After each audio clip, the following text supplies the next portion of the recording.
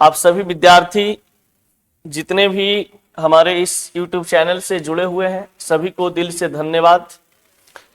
आज आप लोग के बीच में जनरल कंपटीशन का एक नया चैप्टर लेकर के आए हैं जो कि हर एग्जाम में यहां से ये क्वेश्चन आपका आता है, ठीक ना।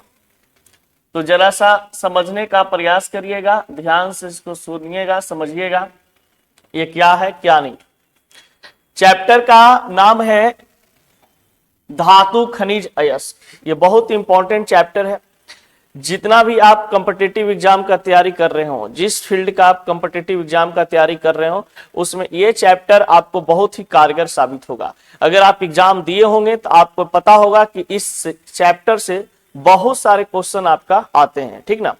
तो कुछ ऐसे नोट्स हम तैयार किए हैं जिसके वजह से आप लोग को सोचे कि आसानी वे में याद हो जाए। जो इंपॉर्टेंट चीज है उसको बस आप लोग को बता दिया जाएगा, ठीक ना।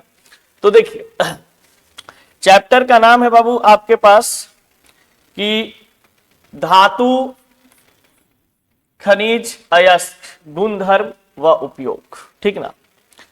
सबसे पहले तो इसमें हम लोग को पढ़ना होता है तत्व, एलिमेंट्स क्या होते हैं, तत्व क्या होता है।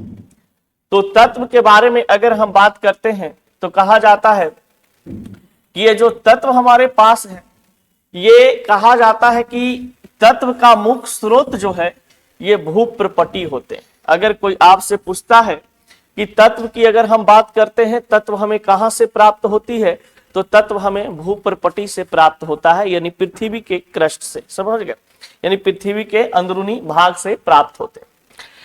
तत्व का डिफिनेशन, तत्व का परिभाषा क्या होता है? ऐसे पदार्थ जो एक ही प्रकार के परमाणुओं से बने होते हैं तथा उन्हें भौतिक व रासायनिक विधि से तोड़ा नहीं जा सकता है। यानी कि जो तत्व होते हैं वो एक ही प्रकार के परमाणु से, या कह सकते हैं एक ही प्रकार के पार्टिकल से मिलकर के बने होते हैं जिसको हम तोड़ नहीं सकते हैं, जिसको हम तोड़ नहीं सकते। फिर कहा जाता है कि अगर आप भौतिक और रासायनिक, तो भौतिक रासायनिक विधि कहने का मतलब होता है कि कुछ ऐसे फिजिकल प्रोसेस जो सामने से हम देख सकते हैं उसको तोड़ सकते हैं। जैसे मान लिया जाए कि ये है हमारे पास एक, मान लो कोई एलिमेंट, ठीक है, इसको हम कहेंगे इसमें भौतिक प्रोसेस कुछ लगाना है, तो इसको भौतिक प्रोसेस से हम देख रहे हैं, इसको तोड़ सकते हैं, छू सकते हैं, महसूस कर सकते हैं। तो ये हो गया भौतिक दृष्टिकोण, ये भौतिक विधि, भौतिक गुण। समझ, इसको देख करके हम कुछ भी आप लोग को गुण बता रहे हैं इसका, कि ब्लैक कलर का है, ये रबर का आगे ये लगा हुआ है, पॉलीमर लगे हैं, आगे ये प्लास्टिक का बना हुआ है, इसमें मैग्नेटिक एक लेयर दिया हुआ है। तो ये सब जो हम बता रहे हैं देख करके बता रहे हैं, ठीक ना। तो भौतिक विधि हो गया। रासायनिक विधि है कि अगर इसको सर हम पानी में डाल दें या सल्फ्यूरिक एसिड में डाल दें, किसी केमिकल में डाल दें, तब इसका क्या प्रभाव पड़ेगा, ठीक ना। तो कुछ इसी प्रकार से यहाँ पे बातों को बताया कि तत्व किसे कहते हैं। तो ऐसे पदार्थ जो एक ही प्रकार के परमाणुओं से बने होते हैं तथा उन्हें भौतिक व रासायनिक विधियों से तोड़ा नहीं जा सकता है, ठीक ना। अब कहा जाता है कि तत्व की अगर बात करते हैं स्वभाव के आधार पे कि तत्व का कैसे कैसे स्वभाव होते हैं, तो तत्व का स्वभाव जो होता है कुछ इसका प्रकार यहाँ पे आपको दिख जाएगा। धातु होते हैं, कुछ तत्व अधातु होते हैं, कुछ तत्व उपधातु होते हैं। अब कहा जाता है कि उपधातु जो होते हैं इसके बारे में आपको पता है, धातु के बारे में भी पता है और उपधातु के बारे में पता है। तो जरा सा यहाँ पे समझने का प्रयास करते हैं। धातु वैसा तत्व होता है जिसमें चमक होती है, मारने पर टन की आवाज निकले, किसी को अगर मार दे तो कपार उपार फूट जाए, समझ गए, भयंकर रूप से। फिर कहा जाता है अगर आप रासायनिक दृष्टिकोण से देखना चाहते हैं तो इसको आप ऐसे देख सकते हैं कि जो धातु होते हैं इसके 72 कक्षा में इलेक्ट्रॉन की संख्या, यानी कि जो धातु है इनका वैलेंस इलेक्ट्रॉन की अगर हम बात करते हैं, संयोजी इलेक्ट्रॉन की बात करते हैं, तो 1 2 3 होता है। तो संयोजी इलेक्ट्रॉन जिस तत्व के पास 1 हो, 2 हो, 3 हो, उसे हम क्या कह देते हैं, धातु कह देते हैं। अगर संयोजी इलेक्ट्रॉन यहां पर 4 5 6 7 और 8 होता है उसको हम अधातु कह देते हैं, ठीक ना। तो यहां पर 4 5 6 7 और 8 रहने पर अधातु हो जाते हैं। और ये कहलाता है उपधातु। उपधातु जो होते हैं इसको हम सब मेटल बोलते हैं, ठीक ना। या सेमी मेटल मेटालॉइड्स जिसको हम लोग बोलते हैं, सेमी मेटल मेटालॉइड्स बोलते हैं। इसके अंतर्गत कहा जाता है कि वैलेंस इलेक्ट्रॉन 4 वाले होते हैं और कुछ कुछ 5 वाले भी होते हैं, ठीक ना। कुछ जर्मेनियम वगैरह आर्सेनिक वगैरह भी होता है, ठीक ना। तो इस प्रकार से कहा जाता है कि ऐसे हम लोग फील करते हैं कि सेमी मेटलॉइड्स को। उपधातु जो होते हैं धातु और अधातु का बना होता है, धातु और अधातु का बना होता है। यानी कि आप जितना भी यहाँ पे आप देख रहे हैं तो धातु और अधातु का ये मिश्रण होता है उपधातु। तो कोई आपसे पूछेगा तो आप बता सकते हैं कि उपधातु जो होते हैं धातु और अधातु का मिश्रण होता है, उसको हम क्या बोलते हैं, उपधातु कहते हैं, ठीक ना। यानी कि वैसा कोई धात्विक पदार्थ जिसमें धातु का गुण और अधातु का गुण दोनों उपस्थित होता है, उसे हम क्या कह देते हैं, उपधातु कह देते हैं। अब कुछ कुछ बातें यहां पे है धातु से रिलेटेड, समझिएगा। धातु कहां से प्राप्त होती है, तो आपको पता चल ही गया होगा कि धातु प्राप्त कहां से होता है। देखिए बाबू, यहां पे आपको एक नया टॉपिक दिखाई दे रहा है जिसको हम मेटल कहते हैं। क्या कहते हैं, मेटल। अभी मेटल क्या होता है इसके बारे में जरा सा हम लोग समझने का प्रयास करते हैं। धातु को हम लोग इंग्लिश में मेटल कहते हैं। धातुएं जो है ये एस लगा हुआ है तो मेटल्स हो गए, ये तो नॉर्मल चीज है, आप लोग जान रहे होंगे। भूप्रपटि में सर्वाधिक पाए जाने वाली धातु कौन होते हैं, बहुत इंपॉर्टेंट क्वेश्चन ये है बाबू आपका, कि भूप्रपटि में सबसे ज्यादा मात्रा में पाए जाने वाला धातु कौन होते हैं। तो भूप्रपटि में ये जितना भी हम टॉपिक पढ़ा रहे हैं ये सब आपका कॉम्पिटिटिव एग्जाम के लिए है, समझ गए, ना कि 11-12 के लिए। अगर 11-12 के विद्यार्थी हैं तो इसको आप रिवीजन कर सकते हैं, कोई दिक्कत नहीं है, समझ गए। तो बताइए भूप्रपटि में सबसे अधिक पाए जाने वाली धातु कौन सी होती है, तो भूप्रपटि में सबसे अधिक पाए जाने वाली धातु आपका एल्युमिनियम होती है। कौन होती है, एल्युमिनियम। अब कहा जाता है कि जो धातु होते हैं इसके बारे में कुछ बातों को समझते हैं। धातु होता क्या क्या चीज है इसके बारे में पहले देखिए। अगर हम बात करते हैं बाबू धातु का, तो धातु में आपके पास सबसे पहले आ जाएगा लोहा, एल्युमिनियम, एल्युमिनियम, एल्युमिनियम, चांदी, सोना, सोना, जिंक, जिंक, तांबा, chromium, manganese, dot dot dot dot TTC, बहुत सारा होता है, ठीक ना। अब कहा जाता है कि जो धातु होते हैं ये सब आपको बरियार नजर आता है, नहीं स्ट्रॉन्ग नजर आता है, मजबूत नजर आता है। तो जितने भी मजबूत होते हैं वो क्या है आपका, मेटल्स होते हैं। उसमें एक अलग टाइप का गुण होता है, उसमें एक धात्विक चमक होते हैं, उसमें तन्यता की उपस्थिति होती है, समझ गए ना, ये सब चीज होता है। अब देखिए, अब कहा जाता है कि आपका कॉम्पिटिटिव एग्जाम में क्वेश्चन आता कहां से वो समझिए। यहां पर बोलता है प्रकृति में प्राप्त, कहा जाता है कि प्रकृति में प्राप्त, प्राप्ति, प्रकृति में प्राप्ति, प्रकृति में प्राप्ति। ध्यान दीजिएगा सब लोग, ये है। कहा जाता है कि धातु दो तरीका से उपस्थित होते हैं, समझ गए।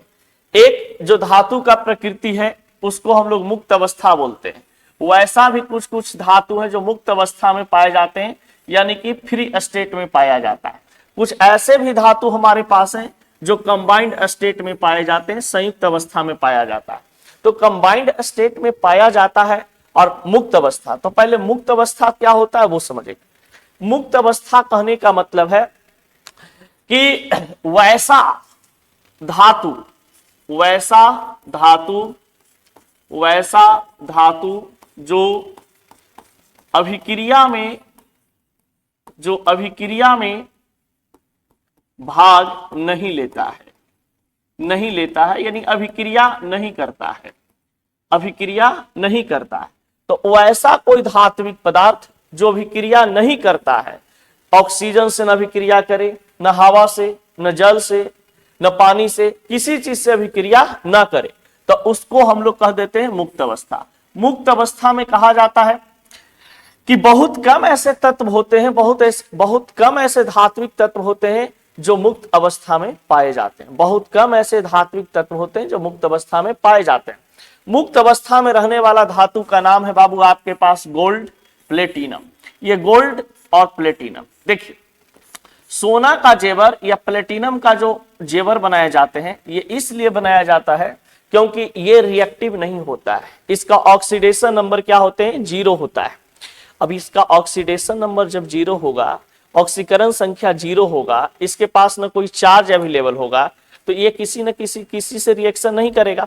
और जब किसी से रिएक्शन नहीं करेगा तो हम आराम से कह सकते हैं कि यह है जो मुक्त अवस्था में रहेंगे। जब हवा से, पानी से जब अभिक्रिया नहीं कर रहा है, जो कि ये हवा पानी एकदम छुतिहर प्राणी है, किसी भी धातु के साथ अभिक्रिया कर लेता है, लेट से करे या सवेरे करे अलग बात है, लेकिन सबसे अभिक्रिया कर लेता है। लेकिन गोल्ड और प्लेटिनम, जैसे देखते हो ना, गोल्ड का जेवर उवर हम लोग पहनते हैं, तो सोना का जेवर इसलिए पहना जाता है कि सोना का ऑक्सीकरण संख्या 0 होते हैं, इसका ऑक्सीकरण संख्या क्या होता है, 0 होता है, और ये बहुत ही कम रिएक्टिव होता है, सबसे लोएस्ट रिएक्टिव, यानी बहुत कम रिएक्टिव सब्सटेंस होते हैं, बहुत कम रिएक्टिव मेटल्स होते हैं, ये जल्दी किसी से अभिक्रिया नहीं करता है, इसलिए सोना का हम लोग जेवर पहनते हैं। प्लेटिनम का सलमान खान जो हाथ में देखे वो ऐसे पहने हुए रहता है, जो कहते हो हम लोग केस बरिया राय उसको गिफ्ट दी है, अब पता ना दी है कि नहीं दी अलग बात है, हमको नहीं पता, लेकिन वो कहा जाता है क्या चीज, कि वो प्लेटिनम का बना हुआ है, ठीक ना। तो प्लेटिनम जैसा सोना से महंगा आता है और वो सिल्वर कलर में दिखाई देता है। पहले हम लोग को पता नहीं था, तो लगता था कि चांदी के पहन ले रहता है,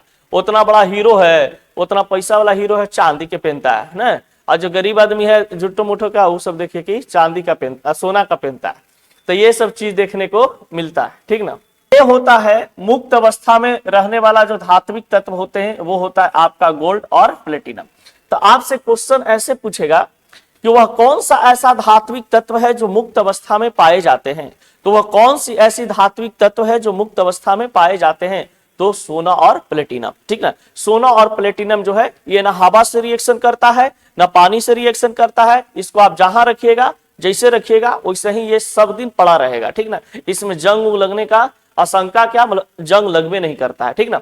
बहुत ही बेहतरीन धातु होते हैं, इसीलिए इसको जेवर हम लोग बनाते हैं, ठीक ना। अब आते हैं संयुक्त अवस्था। संयुक्त अवस्था में रहने वाले जो एलिमेंट होते हैं ये कहा जाता है ना कि कंबाइंड स्टेट, यानी कुछ ऐसे एलिमेंट होते हैं कि इसको आप ऐसे ही रख ही नहीं सकते हैं, हवा में रख ही नहीं सकते हैं, वायु में रख ही नहीं सकते हैं, जैसे ऐसे निकाल के रखें तुरंत ये रिएक्ट कर जाएगा, इतना रिएक्टिव होता है। तो रिएक्टिव एलिमेंट तो बहुत सारे होते हैं, लेकिन सबसे ज्यादा अगर रिएक्टिव की बात करते हैं तो सबसे ज्यादा रिएक्टिव आपका होता है पोटेशियम। सबसे ज्यादा रिएक्टिव एलिमेंट कौन होता है, पोटेशियम, ठीक ना। सबसे ज्यादा रिएक्टिव होता है आपका पोटेशियम। पोटेशियम की अगर हम बात करते हैं, पोटेशियम को हम लोग के से जानते हैं। पोटेशियम के बाद आता है सोडियम। अब देखिए यहां पे क्वेश्चन ये भी आता है कि पोटेशियम वह कौन सा ऐसा धातु तत्व है जिसे हम पेट्रोल में रखते हैं। तो पेट्रोल में रखने के लिए बात बताता है क्या चीज, कि हम लोग पोटेशियम को पेट्रोल में रखते हैं और सोडियम को किरासन तेल में रखते हैं। तो अगर आपसे कोई बात कहे कि सोडियम की बात किया जाए तो सोडियम का संकेत होता है Na, ठीक ना। सोडियम का संकेत होता है Na, पोटेशियम का संकेत होता है K, और इसका परमाणु भार होता है 39, पोटेशियम का परमाणु संख्या होता है 19, सोडियम का परमाणु संख्या होता है 11, और इसका होता है आपका कितना, 23। तो अब देखिए पोटेशियम और सोडियम ऐसे दो रिएक्टिव एलिमेंट हैं जो बहुत ही अधिक क्रियाशील होते हैं, ठीक ना।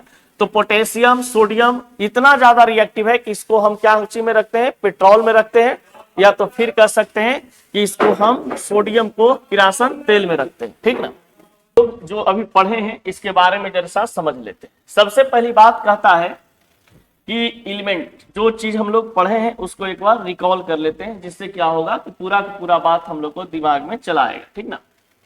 ये एलिमेंट के बारे में बोल रहा है कि एलिमेंट क्या होता है।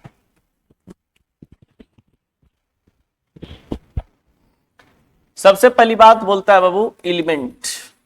एलिमेंट यानी कि तत्व, एलिमेंट यानी कि तत्व। तो एलिमेंट का मतलब है कि वैसा तत्व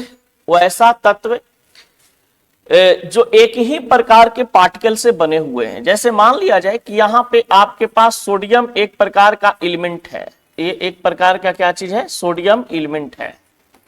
अब ये जो सोडियम तत्व है ये सिर्फ सोडियम परमाणु से मिलकर के बने होंगे। ये सिर्फ क्या चीज से मिलकर के बना होगा, सोडियम परमाणु से मिलकर के बना होगा, सोडियम परमाणु से मिलकर के बना होगा। यानी कि सोडियम परमाणु की अगर बात करें तो सोडियम तत्व का सोडियम परमाणु का संकेत होता है Na, ठीक ना। अब यहां पर मान लो कि इस प्रकार से बहुत सारा ऐसे ऐसे ऐसे ऐसे ऐसे ऐसे बहुत सारा यहाँ पे पार्टिकल है। अब बहुत सारा इस प्रकार से ऐसे पार्टिकल है, इसका मतलब क्या हुआ कि ये हमारे पास सोडियम है। तो बताइए सोडियम का एक पार्टिकल, दो पार्टिकल, तीन पार्टिकल, बहुत सारे पार्टिकल मिलकर के ये क्या चीज का निर्माण किया है, सोडियम तत्व का, सोडियम तत्व का। अगर मान लिया जाए कि कोई ऐसा तत्व आपके पास है जैसे सल्फर, तो यहां पर अगर हम सल्फर तत्व की बात करते हैं तो सल्फर तत्व जो बना है वो S यानी कि सल्फर परमाणु से, सल्फर परमाणु से। और जब ये सल्फर परमाणु से बना होगा तो बहुत ज्यादा सल्फर परमाणु, सल्फर का पार्टिकल इस प्रकार से उपस्थित होंगे। और सल्फर का पार्टिकल जब इस प्रकार से उपस्थित होंगे तो हम कह देंगे क्या चीज कि ये सल्फर तत्व है। तो सल्फर तत्व, कोई भी तत्व की बात करते हैं तो तत्व जो होता है वो परमाणु से मिलकर के बने होते हैं, यानी कि छोटे छोटे कणों से मिलकर के बने होते हैं। एक ही प्रकार के परमाणु से, कणों से मिलकर के बने होते हैं, ठीक ना। फिर कहा जाता है कि अगर एलिमेंट्स की हम बात करते हैं तो एलिमेंट्स जो होता है ना, ये तत्व की अगर बात करें तो ये तत्व जो होता है, ये तत्व जो होते हैं इसमें कुछ आपको ऐसा देखने को मिलेगा, ये कुछ तत्व आपको ऐसे देखने को मिलेगा। देखिएगा ये जो तत्व है ये कहा जाता है कि कुछ तत्व हमारे पास धातु होते हैं, कुछ तत्व अधातु होते हैं, कुछ तत्व अधातु होते हैं और कुछ तत्व उपधातु होते हैं। अब कहा जाता है कि धातु की अगर हम बात करते हैं तो धातु तत्व जो होगा, वो धातु तत्व जो होगा, इनका वैलेंस इलेक्ट्रॉन की अगर हम बात करें, यानी कि संयोजी इलेक्ट्रॉन की बात करें, तो संयोजी इलेक्ट्रॉन कहने का मतलब है कि 72 कक्षा में इलेक्ट्रॉन की संख्या, तो 72 कक्षा में इलेक्ट्रॉन की संख्या जो होगा, इलेक्ट्रॉन की जो संख्या होगा वो होगा कितना, 1 2 3, 1 2 3। तो ये कहला जाएंगे धातु। यानी वैसा कोई तत्व जिसका 72 कक्षा में इलेक्ट्रॉन की संख्या 1 हो, 2 हो और 3 हो। जैसे आप समझ सकते हैं सोडियम यहाँ पे है, सोडियम 11, इसको इलेक्ट्रॉनिक कन्फिग्रेशन करिएगा 2 8 1 आएगा। तो बताइए 72 कक्षा में लास्ट ऑर्बिट में कितना इलेक्ट्रॉन आ गया, 1 इलेक्ट्रॉन। यानी कि ये सोडियम किस प्रवृत्ति का है, ये धातु प्रवृत्ति का है। मान लिया जाए यहाँ पे मैग्नीशियम दिया हुआ है, मैग्नीशियम 2H2, तो ये किस प्रवृत्ति का हो गया, यहाँ पे भी 2 मिल रहे हैं, इसका मतलब धातु प्रवृत्ति का हो गया।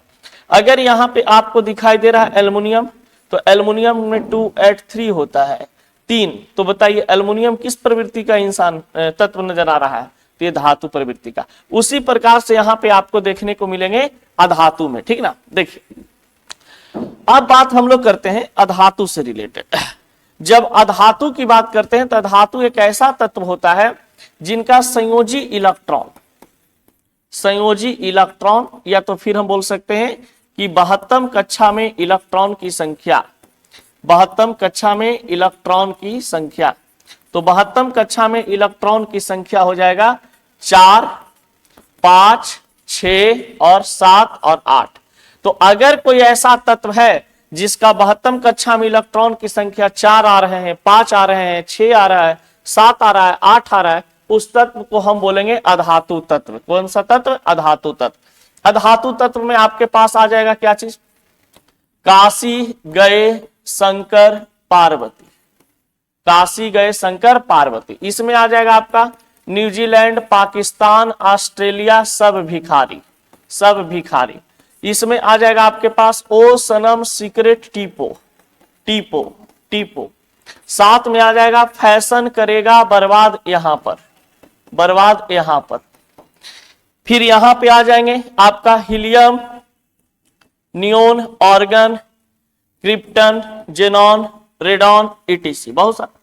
तो बताइए ये सभी जितना भी एलिमेंट आपको दिखाई दे रहे हैं, कार्बन हो गया, सिलिकॉन हो गए, जर्मेनियम एंड ये सभी, न्यूजीलैंड, नाइट्रोजन, फास्फोरस, आर्सेनिक, ये सभी जो एलिमेंट्स हैं, ये सभी एलिमेंट्स आपका क्या चीज में आता है, नॉन मेटल में आता है, ठीक ना।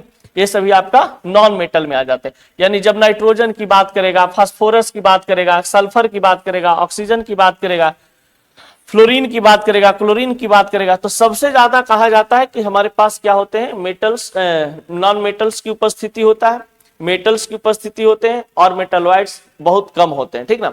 तो मेटल, नॉन मेटल और मेटलॉइड्स की उपस्थिति ज्यादा होते हैं, ठीक ना। अब बताते हैं उपधातु। उपधातु क्या होता है इसके बारे में समझिए। ये तीनों समझाने के बाद आपको इसका थ्योरी बताएंगे जो कॉम्पिटिटिव एग्जाम में आपसे पूछता है, ठीक ना। फिर देखिए, ये है आपका एक बचा था बाबू उपधातु। उपधातु की अगर हम बात करते हैं तो उपधातु में कहा जाता है कि धातु तथा अधातु के गुण पाए जाते हैं, तथा अधातु का गुण पाए जाते हैं, ठीक ना। तो जब धातु और अधातु दोनों का गुण पाया जाता है उसको हम उपधातु कहते हैं। और उपधातु वैसे एलिमेंट कहलाएंगे, उपधातु वैसा एलिमेंट कहलाएंगे जिनका 72 कक्षा में इलेक्ट्रॉन की संख्या, 72 कक्षा में इलेक्ट्रॉन की संख्या 4 होता है। कितना होता है? 4 होता है। जैसे सिलिकॉन, जैसे क्या होता है आपके पास सिलिकॉन, सिलिकॉन का Si होता है, इसका एटॉमिक नंबर 14 होते हैं, 284, 284। तो 72 कक्षा में कितना इलेक्ट्रॉन आ गया? 4। तो ये सिलिकॉन जो है एक प्रकार का क्या चीज है? उपधातु है। एक देखिए, कभी कभी यहां पे बच्चा गड़बड़ाता है, कहता है कि कार्बन जो है, कार्बन का एटॉमिक वेट एटॉमिक नंबर होता है 6, 2 और यहाँ पे 4। 72 कक्षा में इसका भी कितना आता है? 4। तो लोग कंफ्यूज हो जाता है कि कार्बन उपधातु है कि अधातु है। तो कार्बन का संयोजी इलेक्ट्रॉन तो 4 होता है, लेकिन कार्बन एक प्रकार का अधातु होता है। कार्बन एक प्रकार का क्या होता है? धातु होता है। अभी जस्ट मिलेगा आगे, कार्बन के अप्रूप जब पढ़ाएंगे उसमें ये सब चीज आपको देखने को मिलेगा कि कार्बन के कितने अप्रूप होते हैं। चलिए इस टॉपिक को आगे बढ़ाते हैं। अब यही चीज बोलता है कि प्रकृति में प्राप्ति, तो संयुक्त धातु, तो संयुक्त धातु कहने का मतलब कि वैसा धातु जिसे हम किसी न किसी पदार्थ में डुबा करके रखते हैं। जैसे पेट्रोल में पोटेशियम को रखते हैं, केरोसिन तेल में सोडियम को रखते हैं, ठीक ना। उसी प्रकार से कहता है क्या चीज हमारे पास कि ये मुक्त अवस्था में रहने वाले, जो नेटिव स्टेट में जो रहने वाले एलिमेंट्स होते हैं वो गोल्ड और प्लेटिनम होते हैं। अब आता है कि अधातु गुण धर्म विशेषता। यहां से कुछ कुछ क्वेश्चन आपका पूछेगा। देखिए यहीं से क्वेश्चन आपका पूछेगा कुछ कुछ कि पोटेशियम को, इनमें से कौन सा ऐसा धातु तत्व है जिसे हम चाकू से काट सकते हैं? तो लिथियम, पोटेशियम, सोडियम, ये सभी को हम क्या कर सकते हैं? चाकू से काट सकते हैं, क्योंकि इसका जो मतलब कहने का मतलब होता है कि इसका जो संरचना होता है ये पनीर की तरह होता है, पनीर की तरह। तो पनीर को हम आसानी से क्या कर सकते हैं? काट सकते हैं, ठीक ना। तो पेट्रोल में कौन सा सब्सटेंस को रखते हैं? पोटेशियम को। और सोडियम को हम क्या चीज में रखते हैं? सोडियम को किरासन तेल में, ठीक ना। ये सभी चीजें। चलिए अब कुछ अधातु गुणधर्म विशेषता जो कॉम्पिटिटिव एग्जाम में क्वेश्चन आपका यहां से पूछे जाते हैं, उसके बारे में हम लोग डिस्कस कर रहे हैं, समझिएगा।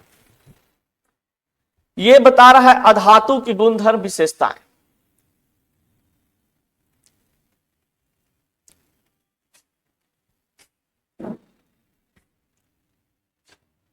देखिए यहां पे बोलता है कि अधातु जो होते हैं ये समान ताप पर ठोस, द्रव तथा गैस अवस्था में पाई जाती हैं। तीनों रूप में पाई जाती हैं।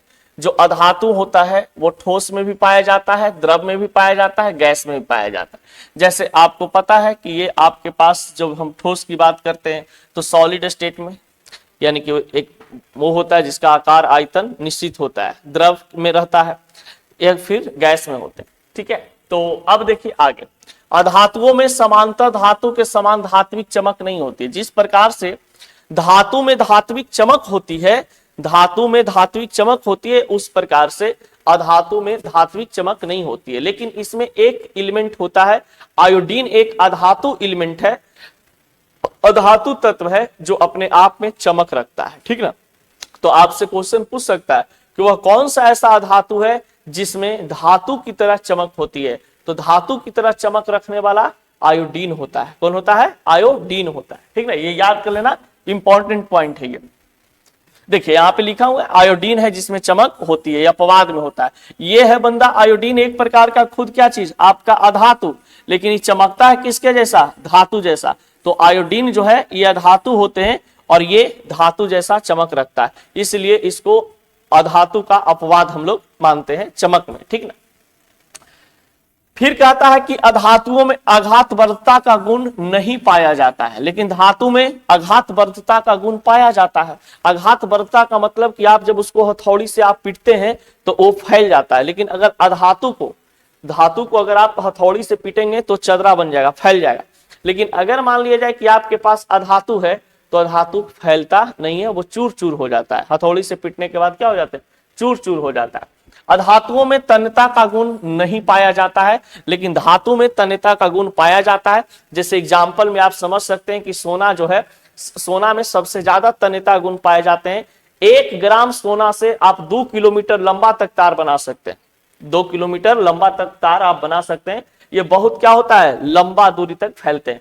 तो सबसे ज्यादा तन्यता किस धातु में पाए जाते हैं? तो सबसे ज्यादा तन्यता किस धातु में? तो सोना में पाया जाता है। 1 ग्राम सोना से आप कितना किलोमीटर तक लंबा तार बना सकते हैं? तो 2 किलोमीटर तक लंबा तार आप बना सकते हैं, ठीक ना। अधातु जो होते हैं विद्युत और ऊष्मा का ये कहा जाता है कुचालक होती हैं। अधातु जो होता है ऊष्मा और विद्युत का कुचालक होते हैं, यानी कि इस अधातु से न विद्युत धारा पास करेगी और न ऊष्मा प्रवाह करेगी। गर्मी भी मतलब उसमें प्रवाह नहीं करता, हीट प्रवाह नहीं करता। लेकिन धातु क्या होता है? धातु विद्युत का और ऊष्मा का सुचालक होता है। उसमें विद्युत धारा भी पास करती है और आपका इलेक्ट्रिक करंट भी पास करता है और हीट भी पास करता है, ठीक ना। फिर लेकिन इसका अपवाद है एक अधातु ग्रेफाइट जो है ये विद्युत का सुचालक होते हैं। तो आपसे पूछता है कि वह कौन सा ऐसा अधातु है जिससे विद्युत धारा प्रवाहित होती है? जो ग्रेफाइट में, ये ग्रेफाइट जो होता है ये पेंसिल के अंदर जो लिखाता है ना, जो पेंसिल के अंदर एक देखते होंगे ब्लैक कलर का एक कार्बन रड होता है, वो ग्रेफाइट कार्बन का प्रूफ होते हैं, ठीक ना। कार्बन का बना हुआ होता है, उससे हम लोग लिखते हैं और मिटा भी देते हैं, ठीक ना। तो ये जो होते हैं ना ब्लैक कलर का जो पेंसिल के अंदर में डाला हुआ रहता है उसको ग्रेफाइट बोलते हैं। मान लो पेंसिल की एक साइड इधर छील दो, एक साइड इधर छील दो, और इधर जब मान लिया जाए कि ऐसे बोर्ड में लगाओगे, ऐसे छुओगे ना तो इधर करंट मारेगा, करंट का मारेगा, इतना बड़का लाइन मारेगा कि हालत खराब कर देगा, ठीक ना। अधातुएं भंगुर होती हैं। भंगुर कहने का मतलब वही चीज कि इसको अगर हम पीटते हैं तो क्या हो जाता है? ये चूर चूर हो जाता है। भंगुर, अंगूर नहीं बोल रहे हैं रे, भंगुर। अब देखिए